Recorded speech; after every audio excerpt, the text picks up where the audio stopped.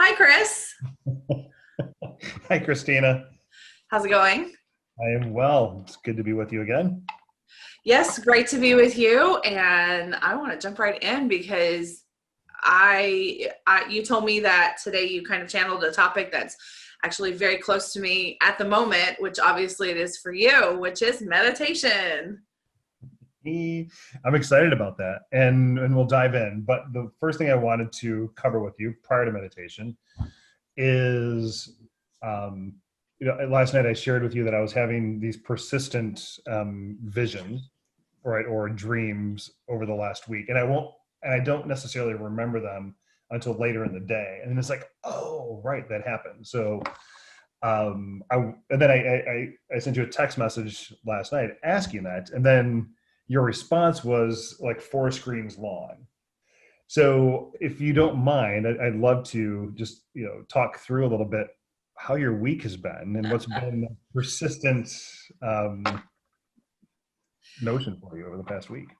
That's very interesting that you bring that up. Well, just to, you know, just lay it out on the table, I've started I started a program with a private mentor to I don't want to say develop my psychic mediumship gifts and all that involves, but because it's already there very, very much, and it has been for a very long time, but it's like starting to organize the hoarding, the hoarding that all these messages are symbols, signs, everything, just to start to organize it and then produce myself as a better channel so that I can help in a larger capacity and move myself forward and move people forward. So that's what I'm doing. But back in March, I had a reading with the psychic medium who's now my mentor. And she said, you really need to document your journey of when you kind of like your awakening that's happening right now. And so it's great that you bring that up because I haven't really done it, and it's week one. So you messaged me about some dreams. I messaged you back like, oh my gosh, you have no idea what's happening. So I had my first session with my mentor on Tuesday, and she gave me a lot of homework. So I started right in on the homework. And immediately, just as I'm driving, just boom, numbers, colors, everything. And I know these are messages because I already have like some strong associations with numbers, but I mean, just everything. And I'm just like, what? And I'm driving, right? I'm driving, mind you, and this is happening. And I'm like, I hope I don't wreck. I didn't need to focus, but it was just like boom, boom, boom, boom, boom, boom, boom. And one of my homework assignments is that I have to keep a journal and then a separate signs and symbols catalog so that I can start to understand like what this means when it comes up and everything. And so when I did get to a part of the street where I could pull over, I pulled over and started just jotting down everything I saw that I could remember. And then she wanted me to do the messages attached. I couldn't even think of what the messages were because it was like it chunked up the straw so bad that I couldn't get the milkshake out of it, and it's been every day. That started then, and I'm like, okay. And then I started getting some headaches, and I'm not a person who gets a lot of headaches. I get a headache once every 2 months, maybe, if not that. So I've had headaches, and then Thursday night to Friday morning, I had a sleepless night, but it was different than a sleepless night.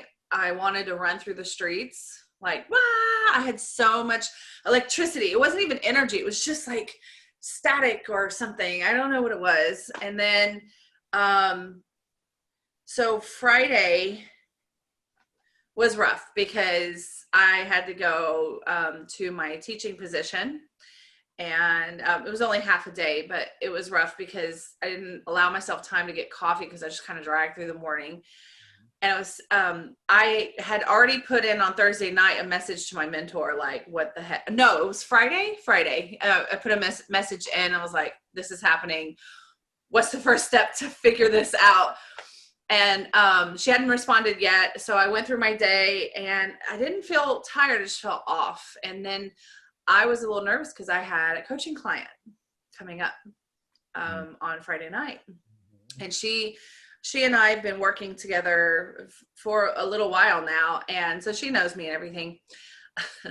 So I was like, okay, full disclosure, this is happening. I don't know what's going to happen. And, I just want to make sure that, if something strange happens or I'm not on it tonight, I will refund your money, whatever we need to do to make you feel better, we'll do that. And she was like, oh, it's fine. That's fine. So it's kind of a safe space, right? 'Cause she's really sweet.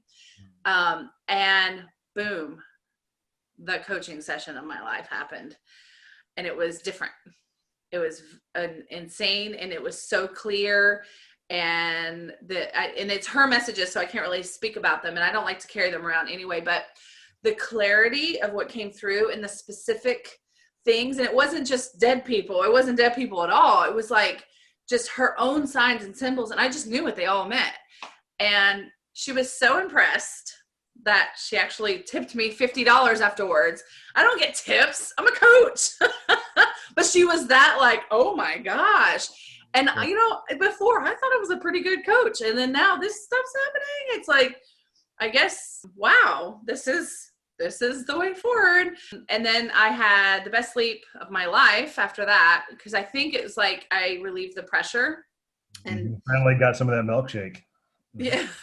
Yeah, right. That milkshake came right in and it relieved some of the pressure, and I slept. And then yesterday I had a very busy day. I kind of like knew that some meditative care, this comes into our topic, was needed. I knew that things were starting to come in again. And my mentor had responded. And I'll say what she said in just a minute, but no surprises there. And then I had a weird sleep last night. So I had like maybe 3 or 4 hours of sleep. And it was that energy again, where I was just like wanting to electrify the streets of Long Beach, California.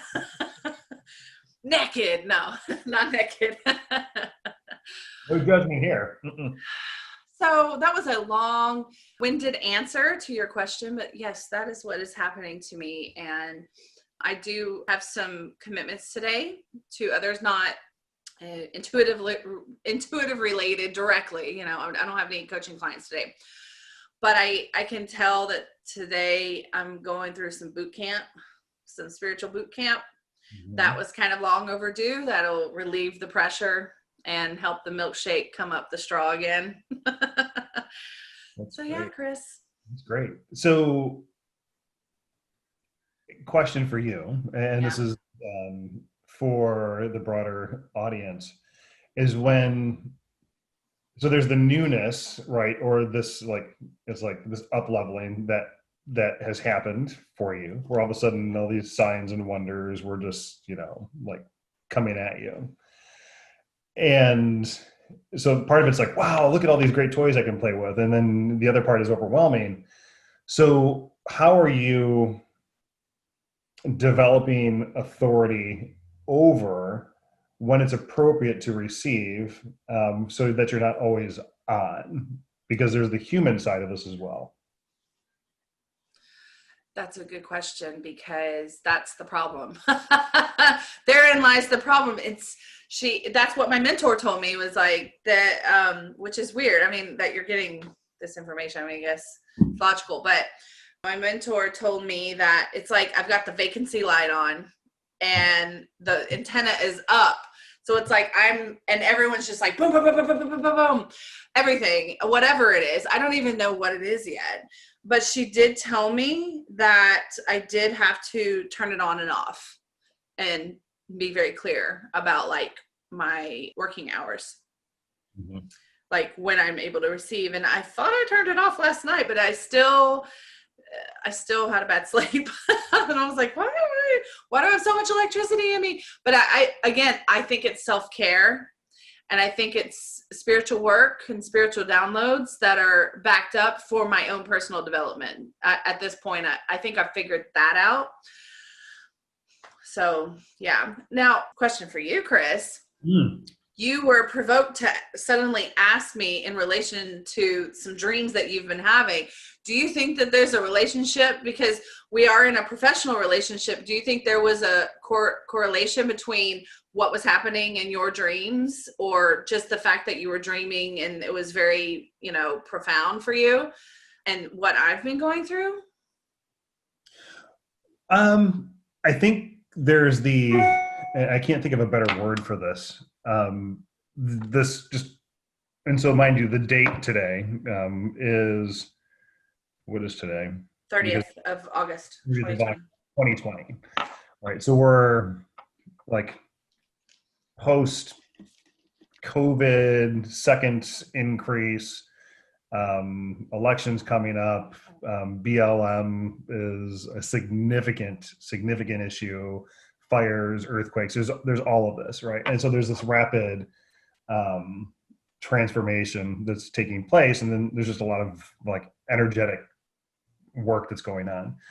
So I think there's a correlation between all of us being in this position where we're receiving, or it's feeling unsteady. And I know that, Meredith is very much feeling the same way.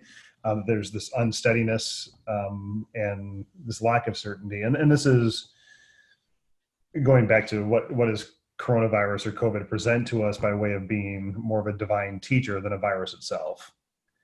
So I think there's this shared experience that we have where it's as if there's this jelly in a petri dish that we get to play with. And that's the shared experience that we have. And I'm glad that we have each other to be able to bounce these things off of. Right. But I know there are just people that I just, feel connected with, like where it's really just a tight, clear pipe, if you will. And you were one of them. So it does not, or would not surprise me if I'm getting something that you're noodling on, and we're working on something, not here and here, but up here together. Right. So, that sounds a little esoteric, but there's the corporal relationship that we have, and then the energetic relationship that we would have as well, right? So I'm sure that while we are having this conversation, our higher selves are just up there smiling and giggling and noodling on a whole bunch of other bigger, broader issues. They are, I can tell. Yeah, they are. It's happening. But yeah, no, I think you're right. My mentor also mentioned to me, she was like, by November, you're going to be doing readings, which I do coaching now, which is quite intuitive, and I get a lot of information, but that's the psychic in me versus the medium in me. And I think that my weakness is mediumship, even though I really have it, and I've had it come up all the time. And she said by November, she said something about November. I wish I remember what it was. But she said in November, there's going to be like a big shift for all of us. You, me, everybody. So November is like the big time. Election time. That. Which every day is a big time. I've started listening to Shar Margolis, I think her name is. She's a psychic medium, which is interesting that I started her book before I started with my mentor, because she's a psychic medium, and all she does is mediumship for the most part. So pause. Can you put a pin in that really quick? What's the difference between a psychic and a medium? Good question.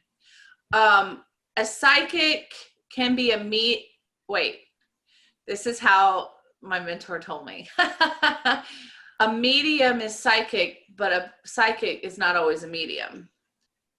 Psychic is someone, I don't want to use the word predictions, but it's like intuitive, can kind of tap into other forms of information and other areas that maybe is not so apparent in a book that's laying in front of you. Yeah, just that general intuition. And most people are psychic in some capacity, and I always say it's like kind of like a marathon runner, right? Some people are born to run, and then everybody technically can run in some capacity, but are they equipped to run a marathon? No. Well, you need training. First of all, any marathon runner is going to train.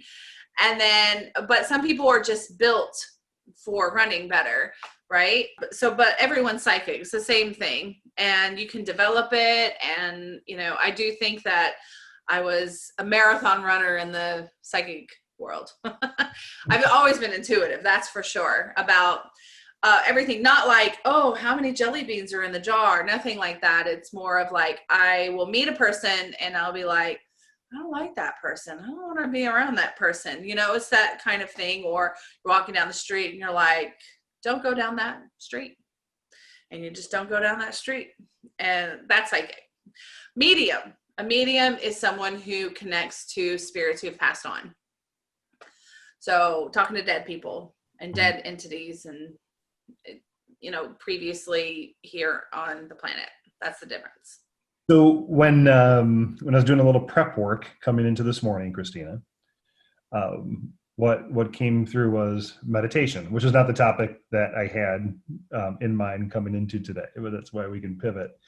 And I would like to understand your relationship with meditation, because I did run across one of your TikTok meditations, and I was like, oh, this is just beautiful. It's just nice to sink in and slip into. So I'm going to turn it over to you and just have you start talking through how and why. I would love to understand when you started meditating with intention, and then when you were younger, or like little Christina, you know, when you look back at it now, when were you actually meditating without consciously meditating?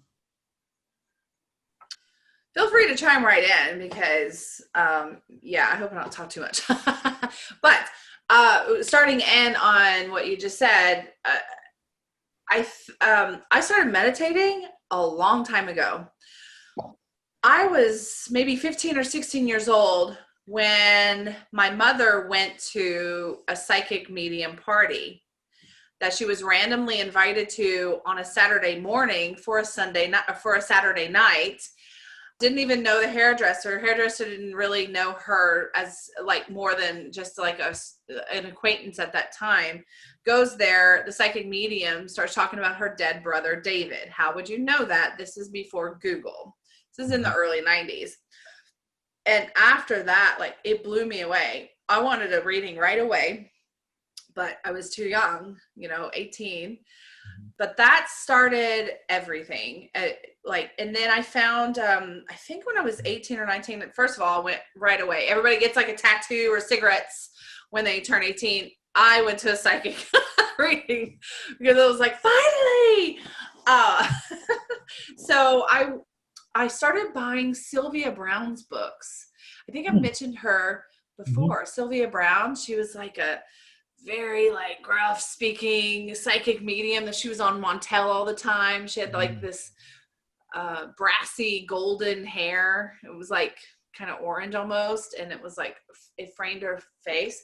She wrote a lot of books. And I remember doing my first meditation through a CD that was in one of the books. And I still do that meditation. It just really stuck with me, and it gave me so much. And I remember after that, I just felt elevated. I didn't really have any words to describe it. Maybe I still don't, but I felt elevated, and it changed my life. And then I just started meditating all the time. I'm a university student at this point. And then I bought her past life regression book, and that blew me away. And I still lead people through past life regressions, not within my coaching sessions at the moment, and I don't want to say it as a hobby, but as in when I feel like people should go back for fun or for a little bit of answers, I want them to experience that, because anybody can. I can see past lives. I do it all the time, but it's another thing to lead someone through the experience of one of their past lives. And you can go through any past life you want. Your hardest one, which is the first one I ever did. You can go through your easiest one, your most fun, one where you learn the most, one where you're the most spiritual, et cetera, et cetera. See, it's just exciting me as I'm talking, and it's just so amazing. And Chris, I have to do one with you where we Zoom call and you go into it and do one, because I mean, you have that ability already, but I don't know. I feel like I want to lead you through the experience. Yeah, that'd be fun. I would love to do that. And what's interesting is how you're as passionate about that as I am about the space in between. Okay. Give it to me, buddy. So the space in between being, why did we choose that particular expression and what were the goals going into it? Um, and it could all be fantastical storytelling, right? And that's fine too. So when I've led people on this in between lives journey, Yeah. it's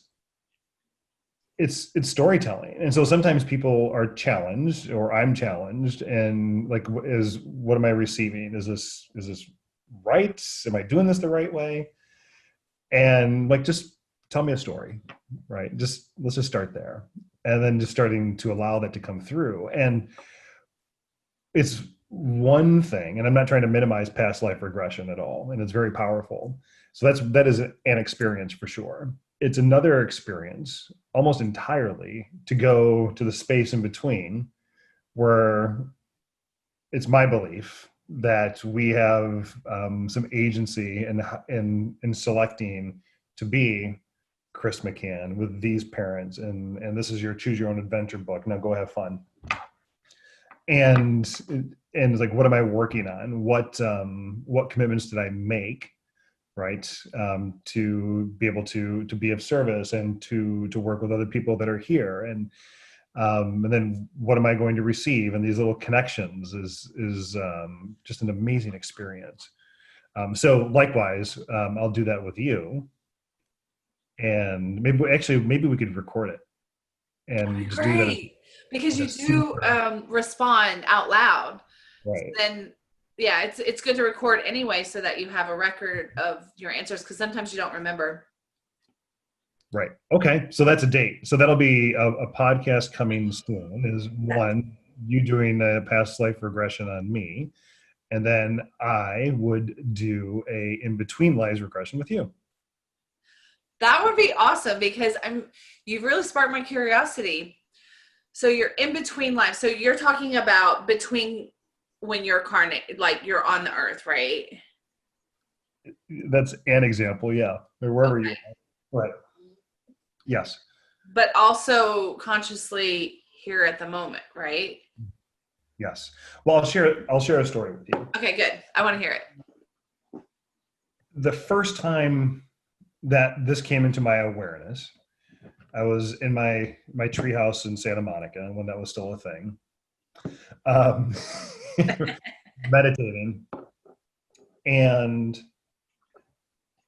I saw this alcove, and it was dark, and in this alcove was like a sandstone statue, where in the right hand of this, so it had like a cardinal's hat, and in the right hand it had a staff with it, like a shepherd's hook.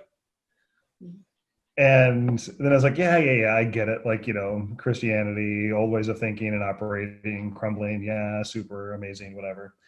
And so, and then I just, kind of dismissed it. And then this statue, as it was crumbling, just receded back into where it came from. Huh. Then enter stage right, this man who's wearing tan pants and a white shirt and kind of long brown hair. And there was, I'm backing up. So after that disappeared, I looked to the right, and there was this golden bowl sitting on top of this black table, and it looked like the table was almost watery on the top of it. And this golden bowl was just sitting there. And then in comes the gentleman walking from stage, I guess it'd be stage left. And he walks over to the bowl and grabs whatever's in there and starts eating it, and is kind of like super casual. And I was like, why is he eating himself? Right? So I made this like immediate connection to Jesus. And he looks at me, he's like, well, come on. He's like, come with me. And I was like, all right. So we walked into this space beyond the bowl and kind of like through the alcove and into what looked like this communication center. And and in this communication center, there were screens everywhere. Have you seen the show Westworld? No. Okay, so in the show Westworld, it's like an air traffic control. At least the first couple of seasons, where they have like this hologram instance of the park, and you can see people's activity that are like on the board, or where there's flare ups and stuff like that. So it was kind of like that, but on the sides there were these huge like television screens, and so on these huge television screens there were just like movies, and it was not three-dimensional. It was as if, and maybe with your guys, they had these like play school mats where you would be able to like drive little cars around on them, and stuff like that. So they would have these like little where you could like drive little play school cars, and it was like this diorama sort of. And then I'd see like some of them were really busy, and it was like urban settings, and some were out in the country.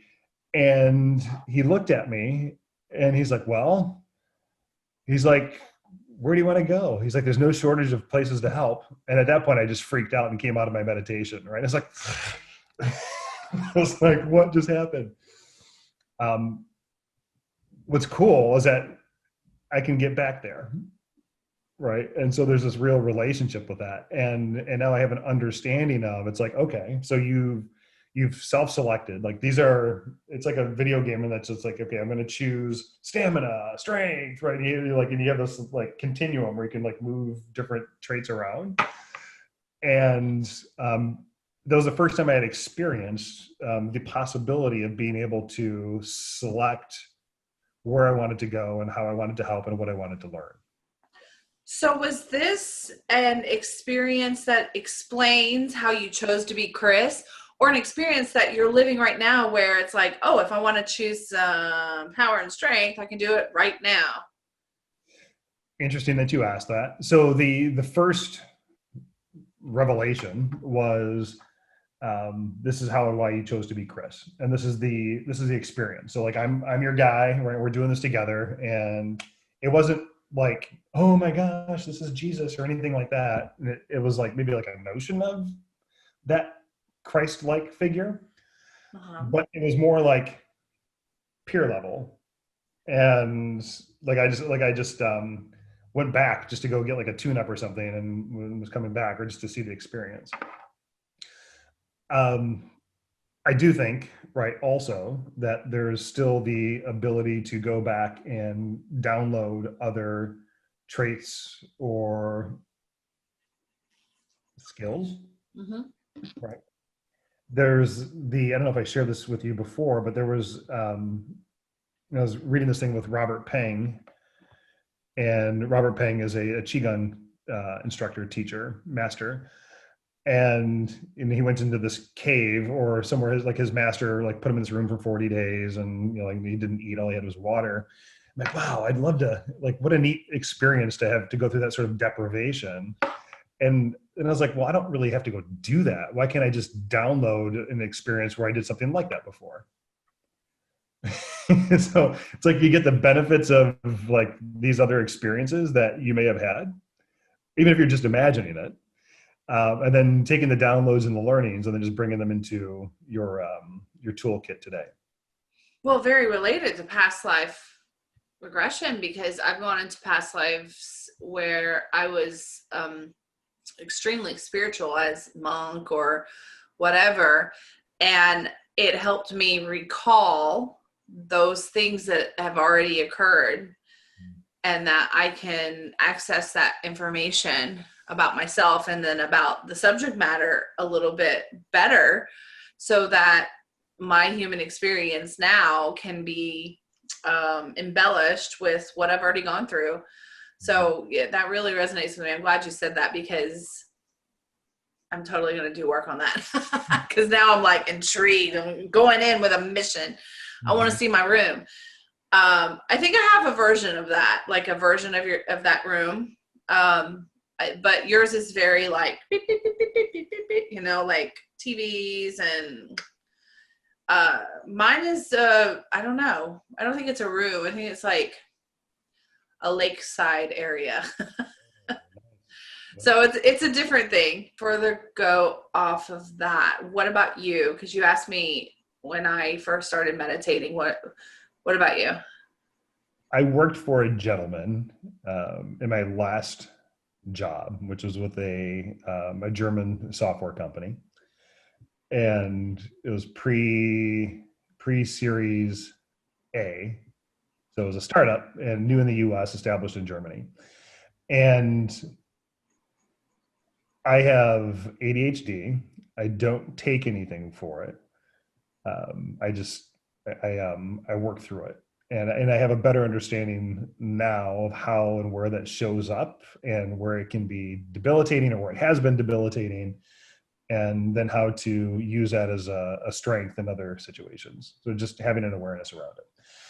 But I tend to move really fast, and a lot of energy, right? So and then doing things now, because I know that if I don't do them now, or at least I feel like if I don't say what's on my mind, like I'm going to forget it, or if I don't do something now, I'm going to forget to do it.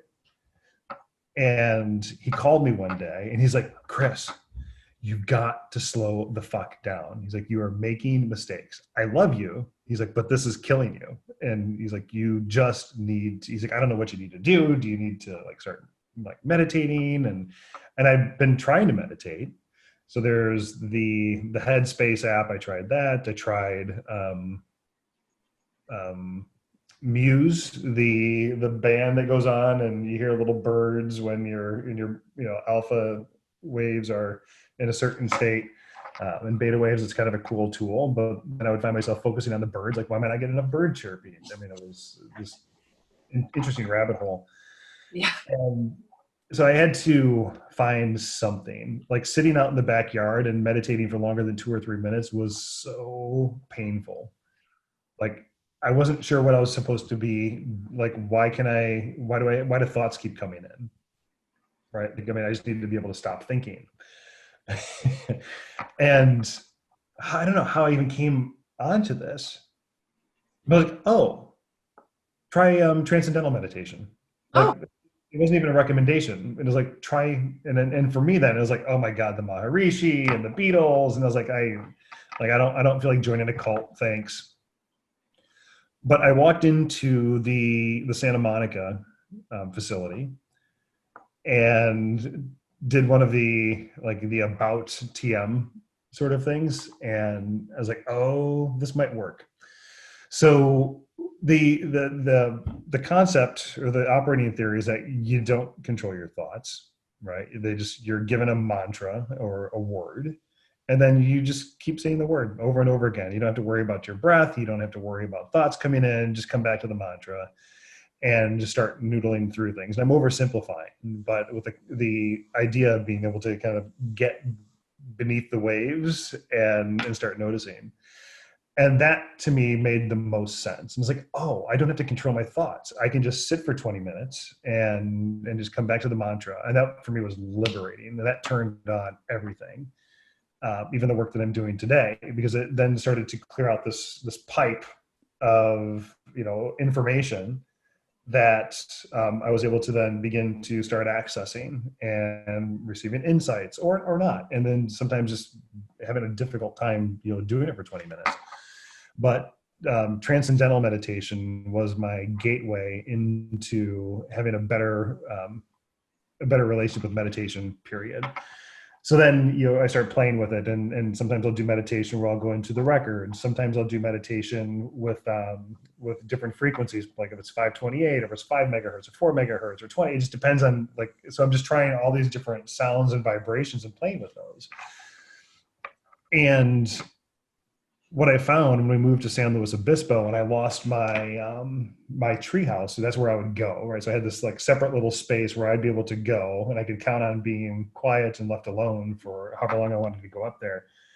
If it's 10 minutes or an hour or 2 hour or whatever, is that last week, I'm like, oh my God, I forgot how to meditate. Like I can't even do this anymore. Like I would just sit there and it was the most frustrating experience. Like I just couldn't get myself to let go. And it's like, wow.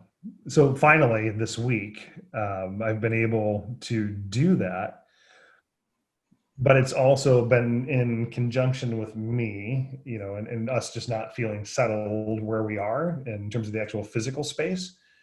Um, but just coming back to this place where there's nothing to really do, and this is like early pandemic again for me, where there's nothing for you to do. Let's just be, and releasing any sort of control over expectations or outcomes. And for someone that has a lot of anxiety, like myself, and this goes back like, little infant Chris, of the anxiety and the ADHD and those things. When I view anxiety or these challenges that I would have in meditation as trying to be in more than one place at the same time. It's like, oh, why am I trying to be in 7 places right now? And then that just kind of brings me back to just, okay, mantra or breath, or if I'm working with energy and just, and just trying to clean out the pipes, or if I'm trying to project or whatever the exercise might be for that day, is anxiety is trying to be in more than one place at the same time. And that to me is something I have to remind myself to come back to. Right. You said right before you were like, oh, we're never going to talk about meditation, but actually you did exactly what you should have done. And here's why, because I think it's so important that you tell about this kind of meditative journey that you have been on, and the struggle and the discoveries and things like that, because I think that this resonates with a lot of people. Meditation is easy for some, but hard for others. And I think that there are so many people being called to meditate and they don't really know how. And just for you to say that you struggled with attention and, finding the right way, it's the same thing that everyone is, many people are experiencing right now. And I started a meditation group for that reason. Exactly. Anybody, for people like you, people like others that don't really know how to meditate, and most importantly, don't take the time for themselves, because meditation is the ultimate act of self-care.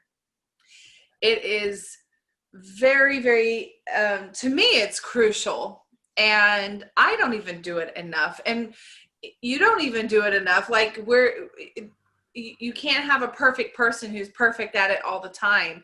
And so that's something that I really, really think is important for anyone who's listening. It's like, you don't have to be perfect at it, and you can drop it for a while and pick it back up, and you can't have any guilt around it. You can't be like, oh, I should have done that. I can't have any regret. So I started the meditation community because a lot of people don't know how to meditate, and I wanted to create a safe space for people who are interested, but they don't. We do it through Zoom, and we don't even you don't even have to turn on your camera or microphone. And I've had people that just kind of ghost in and ghost out, and that's the way I want it. Now, there's some people that are very active. And, for the first 10 minutes, we wait for everybody to kind of come in. So we, talk, the people who want to talk, we just, kind of catch up, and then we go into it. And there are different levels of meditators, but what I have noticed about the people who come to the group in general everyone is insecure about their meditation level, no matter how much experience. I have like a seasoned vet meditative woman who still is like, well, I'm not sure. And so I channel the meditation. So I take them on some journeys, but also I am just my own intuitive power. I magnify others, and that helps for them to keep their concentration a little bit longer. So my meditations that I lead them through are 15, 20 minutes. But when they tell me, oh, I tried meditating through the week, because I always like, okay, I'm always like, guys, try to meditate at least once a week, once after this. And then, if you come back next week, that's twice that you've done it in 1 week, right? And they come back and they're like, I just find when I'm alone, it's hard to keep myself in it for longer than 5 minutes. I'm like, that's okay. Even just stopping. And that's why I did the TikTok video. Even just stopping for a minute, closing your eyes, bring your awareness in. And when you say bring your awareness in, it just means to think about yourself, to focus in on yourself, focus in on, how would I describe it? I sometimes lead people to do it into the heart center, right? Where you're thinking about your heart. Even if you don't know what a heart center is, you're thinking about your heart. You're not thinking about the outside world anymore. So you experienced transcendental meditation. That's pretty hardcore from what I've heard. I've never even done it. Oh. But on the other side of it, it's like some people meditate with breath work. Mm-hmm. Some people do visualizations. Some people do a mantra or a repeated word. Some people just close their eyes and let their mind drift. And all of those things, to me, are meditations. And yeah. So that's, as you're talking, I wrote something down. Yeah. And I guess, I don't know. So transcendental meditation to me seems so not hardcore. Oh, okay. In that, like, breath work to me is like work. Right. Like if I have to do like that diaphragmatic, like, oh, I just want to get there. Yeah. Right. So I just want to skip the drive and just get to where I want to go. And not knocking it. It's, and I've done it before. And it's beautiful. Doesn't your wife Meredith do that? Yeah. Yeah. Yin and yang. Right. Oh, totally. If I'm the jellyfish, she's the owl. It was really when I began to be comfortable sitting with myself. Right. And before, before Chris, so like, let's say before the age of 35, like sitting with myself and having to sort through my thoughts was scary and debilitating.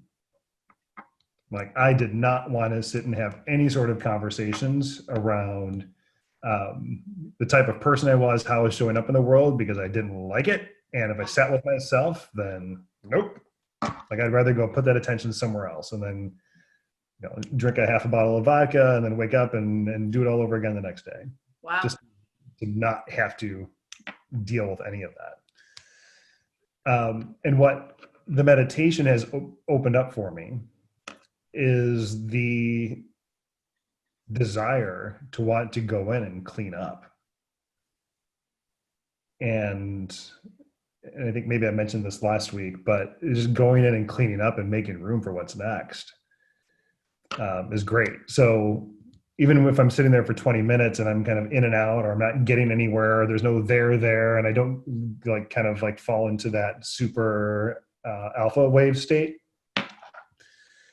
that's still the work, right? You're still, because there's just processing that just needs to happen, or thoughts that need to unwind or whatever. But the more, it's a self-fulfilling prophecy in that sense, and that the more willing I am to sit with myself, right, without judgment and filled with compassion as much as I can, then the more that opens up. And that's what meditation has done for me. I could do it in a cab. I could do it on an airplane. It's been great for if I travel to Europe for work or something, where I can, or the Middle East, I can just it helps with jet lag. Like being able to take those little 20-minute power naps, if you will, It's like, oh, it's a reset. Then I can go for a couple more hours. Wow. And it feels indulgent. I don't sit in a lotus position in the back of a cab or in a cafe somewhere in Dubai. Um, it's just closing my eyes and just sitting and just allowing myself to just, and it's almost like a guilty pleasure in that sense, because I'm carving out time for not my kids, not my wife, not my team, not my employer, and nobody else except for me. And then that's more work, and that we deserve that. And um, there's a lifetime's worth of stuff that you can work through. But the to answer your question is, I used to lay. I had such a beautiful childhood, and I had a lot of latitude because my mom was always busy. My dad was sleeping when I was awake, and vice versa. So it was just me, and then a little bit later on, my brother. And my sister was doing her own thing, and my sister and I get along great, but we were like Irish twins, so there was no real interaction when we were growing up, or no real relationship rather. But I would like lay in the front yard and watch clouds go by, or I found a creek behind a friend's house, the neighborhood that I grew up in, and we just go sit down there and sit and just watch the water go by. And I had all these beautiful experiences. Church, I grew up Catholic, right? So going to church and then just, like saying like 5,000 Hail Marys and just where it goes like muscle memory. And then you would kind of get into this like trance-like state where everything just flies by. So I had all these different exposures to different forms of meditation without necessarily understanding that that's what that was. So it was cool how, even coming into this existence, and it was like, oh, here, remember this one? Remember this one? So it was like planting all these little seeds or putting all these little hooks in me where, I then would begin to connect the dots as I got a little bit older, fortunately, and being able to understand, or at least have the context that this is an awareness that I did bring with me, right? Like I would lay in bed. This is back when we had bookstores. Like I would ride my bike to the mall in Jackson, Michigan. I'd go to the bookstore. I'd go to the like New Age section, I think is what it was called. Or no, it was Yes. called the occult. It was called the occult section. Oh, you're a little older than me because by the time I got to that section, it was New Age. I've never seen it as a cult. It was definitely the occult section. And finding books, I'm like, I want to learn how to have out of the body experiences. And I was probably like 13 or 14 or something. Oh, that was way before me. Like, as in before I was even in that bookstore. Yes. Wow. But how? I mean, there was no cable. Like, how would I even like think that, right? And I'd go buy books and like ESP and like I'd try and predict cards. Like, and I remember trying to do this and I'd be so frustrated. Like I couldn't actually figure out what the other card was, or trying to have these out of the body experiences. So I was working through like chakras. I was like lighting up the colors without knowing that that's what that was. But I was lighting up these energy centers because I just would like read the book. Like, okay, now do this. And I was like overthinking it. And and it didn't work. Like I didn't levitate out of my body and go anywhere because that was a very literal translation, right? Like this is the experience that I was expecting to have. Turns out that it's not literally what happens, and I don't know. I'm very fortunate that I had the parents that I had because they would just let me go into the basement and just try all these things. Not necessarily knowing what I was doing. But come to think of it, and I think I do remember where that came from. This house that we grew up in, well, not grew up in, but it was a house that we had when I was little. Like I was in Jackson, Michigan for most of my life. But there was like a year or two where I think we were between like Battle Creek, where I was born, in Kalamazoo, as my dad was managing Sherwin-Williams paint stores before he went back to work at the bakery. And awful nightmares and dreams in this house. Like I don't remember anything prior to this house, but I certainly remember really awful things happening in the house that we were in. I would hear voices all the time, like downstairs, and like people would come in to my room and just like start talking, and like they weren't there, and I'd run into my parents' room like, no, there's nothing there, and I'm like, oh, there sure as shit is. But there was another one where I got physically moved. Like I was actually lifted off of my bed and placed somewhere else in my room. And I'm like, not happening. It's a dream. Not happening. Nope, nope, nope, nope, nope. And then I woke up the next morning in that spot and I was like, what? Like, and I was probably like 5, maybe like 5, 6, somewhere in there. Trippy. Right. It was not pleasant. Actually, that was the name of the street that it was on. It was Pleasant Street. Unpleasant experiences on Pleasant Street. Um, and so when Meredith and I were back in Grand Haven, Michigan, visiting my parents, maybe it was last summer or the summer before, and I had done a workshop in Chicago, like records workshop, and we had like maybe 10 or 12 people sitting there, and my dad was just like, wait, how did you like? What do you? How did you even begin to do this? And he's like, when did you know? And I was like, well, I said, remember the house we used to live on in Pleasant Street? And he's like, and he's like, I told you that there was something wrong with that house. And he's like, that's why I wanted to get out of there. And I was like, ha, so I'm not nuts. But this is not anything that we actually talked about. Right. But my dad's mom, as I'm saying this, my dad's mother would actually, she was able to have conversations with certain people in a nonverbal way. So like you would hear like someone saying like, yes, like, yep. And then like nothing would come. So it was like they were having conversations with each other telepathically, but no, like only words would come out sometimes. So as I'm saying this, like I totally forgot about that, but there was something there just in the ancestral DNA. Yeah. Wow. Mm-hmm. Interesting. I didn't have anything traumatic happen to me. That was the same grandmother that I talked about earlier in our shows that appeared and sat at the end of the bed. Oh. Mm-hmm. All right, Loretta.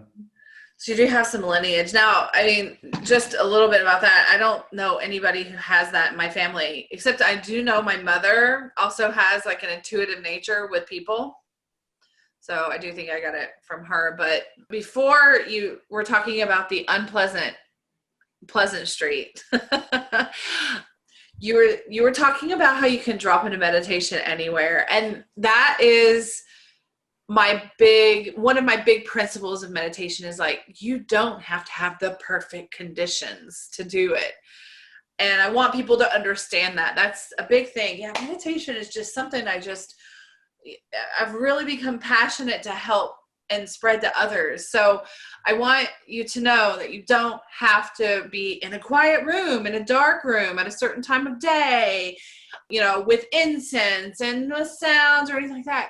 No, you can do it anywhere. And you're the prime example. And I do the same thing. I think my best meditations are actually in my car. And while I'm walking, like exercising, I'll drop in to my other space. Oh, wow. No problem. So easily while I'm walking. It happens. Yeah. And I don't want to admit that it happens while I'm driving, but it does. And I do operate the vehicle safely, but I just have brain explosions while I'm driving. It's just amazing. Wow. So like movement meditation, like most people would think of yoga, right? Yes. It would be like walking through the woods or gardening or qigong or just any other. Yeah. I mean, there's like thousands of ways anybody can do a meditation. There are proven ways where you can actually go to the master of that craft, like a transcendental meditation expert or a master in qigong or anything like that. But then, I'm also exploring those things myself, but I know that just to meditate, you don't have to have any training. You just have to know you can do it anywhere and just sit quietly. That's the minimum. That's all you need. So there's no arriving though, right? Like there's no, and I'm asking, not telling, where you can just automatically meditate like a Zen Buddhist monk and sit for 5 hours. I do that. Do you really? Oh yeah. Oh yeah. There was a period of time and this is all intuitive, like what I need. So it's like, an intuitive as needed basis. And I feel like I'm about to come up on a kind of period. And I feel like today I might do a multi-hour one. And it usually happens on a Saturday morning. I guess maybe that's that's when I start to do it. I mean, that's when I have time, but that's when I can drop in no problem. And I do prepare, my area. I do like a certain kind of sound. And actually, usually I get told that I should have like Tibetan monks chanting or the throat singing, or, that really, it's that vibration really does something to me. So I know that that's what I need at that time.